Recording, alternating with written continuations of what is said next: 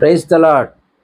నేను సాత్వికుడను దీన మనసు గలవాడను గనుక మీ మీద నా కాడి ఎత్తుకొని నా యొద్ద నేర్చుకొనుడి, అప్పుడు మీ ప్రాణములకు విశ్రాంతి దొరుకును.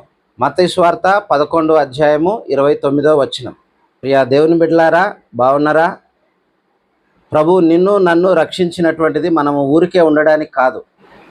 నీ వంతుగా నా వంతుగా దేవుని కొరకు మనం వాడబడాలి. దేవుని కొరకు ఉపయోగపడే పాత్రలముగా ఉండాలి. ఆయన కొరకు వాడబడే సాధనాలుగా ఉండాలని ప్రభు మనల్ని రక్షించాడు. ఆయన పని కొరకు సిద్ధపడు. ఆయన పని కొరకు సిద్ధపడాలి అని అంటే ఆయన దగ్గర నేర్చుకో. ఆయన దగ్గర నేర్చుకోగలిగినప్పుడు ఆయన కొరకు వాడబడే ఉపయోగకరమైన ప్రయోజనకరమైనటువంటి పాత్రగా తయారవుతావు. నీ వంతుగా నీ బాధ్యతగా కొన్ని ఆత్మలనైనా ప్రభు చెంతకు నడిపించు. నీ పని చేస్తూనే ప్రభు సేవలో నీవు ముందుకు సాగు. అట్టి కృప ప్రభు మీకు అనుగ్రహించునుగాక. ఆమెన్.